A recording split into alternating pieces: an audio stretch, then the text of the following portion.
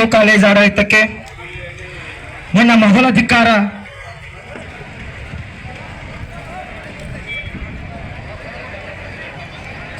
ಶಾಲಾ ಶಿಕ್ಷಕ ಬಸಟ್ಟಿ ಗುರುಗಳಿಗೆ ಈ ಕ್ರಾಂತಿಕಾರಿ ಹೋರಾಟದ ವೇದಿಕೆಯ ಮುಖಾಂತರ ಒಂದೇ ಒಂದು ಸವಾಲು ಹಾಕಲು ಇಚ್ಛಿಸಪಡ್ತೇನೆ.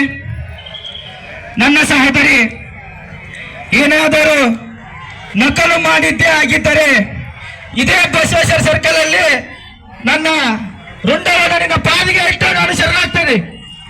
ಒಂದು ವೇಳೆ ಏನಾದ್ರೂ ನನ್ನ ಸಹೋದರಿ ಏನಾದ್ರೂ ನಕಲು ಮಾಡಲಾರ್ದ ನೀನೇನಾದ್ರೂ ಪಿತೂರಿ ಮಾಡಿ ಸಹೋದರಿಯ ಮಾನಸಿಕಕ್ಕೆ ಕಿರುಕುಳವನ್ನಾದ್ರೂ ಕೊಟ್ಟಿದ್ರೆ ನೀನು ಚಂದ ನಾನು ಕೈಯಾಗಿರ್ತೈತಿ. ಬೆನ್ನು ಇಡೀ ಕೈಯಾಗ ಕಲ್ಗ ಹಿಡಿದ್ರೆ ಹೆಂಗಾಕತ್ತ ಅನ್ನೋದು ನಾ ತೋರಿಸ್ತೇನೆ. ಸತತ 9 ದಿನ ತಾಯಿಯ ಕರಳು ಕಣ್ಣೀರಿನಲ್ಲಿ ಕರಗ್ತಾ ಹೋಗ್ತಾ ಇದೆ. ಆ ಕಣ್ಣೀರಿನ ಕರಳು ಹರಾಮ್ಕೋರ್ ಟೀಚರ್ಗಳಿಗಿಲ್ಲ, ಆ ಹರಾಮ್ಕೋರ್ ಶಾಲಾ ಆರೋಗ್ಯಕ್ಕಿಲ್ಲ. ಅವ್ರಿಗೇನಾದರೂ ತಾಯಿಯ ಕರಳು ಅನ್ನೋದು ಆ ಬಸಟ್ಟಿ ಶಿಕ್ಷಕನಿಗೆ ತಂದೆಯ ಕರಳು ಅನ್ನೋದು ಏನಾದ್ರೂ ಇದ್ದಿದ್ರೆ ಸಹೋದರಿ ಸಾವನ್ನಪ್ಪಿದ ಪ್ರತೀಕ್ಷಣೆ ತಾಯಿಗೆ ಬಂದು ಸಾಂತ್ವನ ಹೇಳ್ತಕ್ಕಂಥ ಕೆಲಸ ಮಾಡ್ತಿತ್ತು.